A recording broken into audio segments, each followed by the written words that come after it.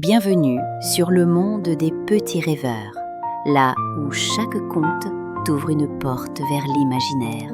Installe-toi confortablement, l'histoire va commencer. Une journée magique au parc aquatique.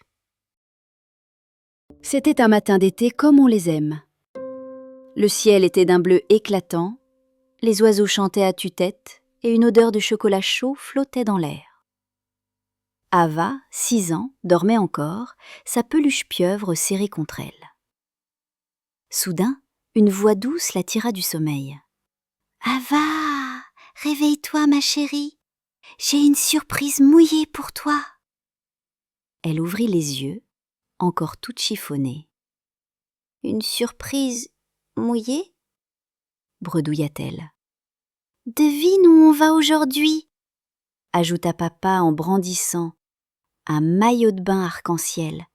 Ava bondit hors du lit, réveillée d'un coup. Son grand frère Stéphane, 10 ans, entra dans la chambre, les lunettes de piscine déjà sur la tête, un tuba entre les dents. « Le parc aquatique !» cria-t-il, comme si c'était Noël.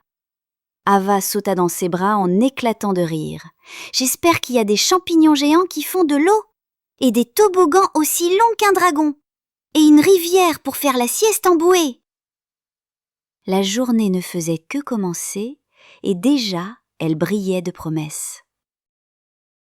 1 heure plus tard, après un petit déjeuner avalé en vitesse, des sacs remplis de serviettes, crème solaire, brassards, gourdes et goûters, la voiture familiale s'engagea sur la route. Au détour d'un virage, Ava se redressa d'un coup sur son siège. « Là, je le vois, le château d'eau rose !» Le parc s'appelait le Royaume des Gouttelettes et portait bien son nom. À l'entrée, 2 dauphins en mousse faisaient jaillir des jets d'eau en forme de cœur. Un immense arc-en-ciel en brumisateur formait une porte magique. Une animatrice déguisée en sirène leur remit des bracelets colorés. Ces bracelets sont spéciaux. Ils brillent plus fort à chaque sourire que vous offrez. Ava ouvrit de grands yeux. Elle regarda son bracelet. Il scintilla légèrement. Elle sourit à la dame. Il brilla un peu plus. Papa murmura « Je crois qu'on vient d'entrer dans un monde enchanté. » Direction le coin des petits aventuriers, le jardin des petits ploufs. Ava courut vers une fontaine en forme de champignon géant. L'eau jaillissait doucement du chapeau moucheté. Elle passa dessous en poussant des petits cris de joie, les bras levés vers le ciel. Des arrosoirs suspendus au-dessus d'un pont déversaient de l'eau tiède en pluie fine. Un crabe en plastique géant faisait bloup-bloup en bougeant ses pinces. Au centre, un bassin peu profond était décoré de dauphins, de grenouilles dansantes et de poissons rieurs qui projetaient de l'eau en riant. Ava monta sur un mini toboggan en forme de baleine et glissa avec un immense éclat de rire. « Stephen, viens !» cria-t-elle. Mais Stephen était déjà attiré ailleurs, vers les hauteurs. Stephen s'élança vers la zone des grands, un immense espace de jeux d'eau en forme de forteresse aquatique. Là-bas, des enfants plus grands grimpaient, sautaient, couraient entre des ponts suspendus, des tonneaux d'eau et des jets imprévisibles. Mais ce qui attira tout de suite Stephen, c'était le gigantesque serpent éclair, un toboggan fermé en spirale aux couleurs électriques. Tout en haut, un dauphin robot clignotait des yeux. Stephen monta les 70 marches en courant, essoufflé mais heureux. Il croisa un garçon qui criait « C'est comme voler dans une fusée d'eau !» Arrivé en haut, il s'installa. Une lumière rouge, puis verte, le sol se baissa et il fut aspiré dans un tourbillon d'eau froide. Il hurla de plaisir tout au long du trajet avant de ressortir éclaboussé et hilar. « Ava, t'as vu ?» cria-t-il en sautant dans les vagues. Ava le regardait de loin, les yeux pleins d'admiration. Après toutes ces émotions, la famille décida de se retrouver pour une activité plus calme, la rivière des rêves. Ils s'installèrent chacun dans une bouée ronde et douce comme un coussin. La rivière avançait lentement, sous des arches de feuillage, de fausses lucioles lumineuses et même des statues de sirènes endormies. « Au regard d'une grotte !» murmura Ava. La rivière les fit passer dans un tunnel sombre où des étoiles brillantes étaient accrochées au plafond. Une musique douce se fit entendre comme une berceuse venue de l'eau elle-même. Papa ferma les yeux. J'ai l'impression de flotter dans un rêve. Stephen toucha doucement l'eau.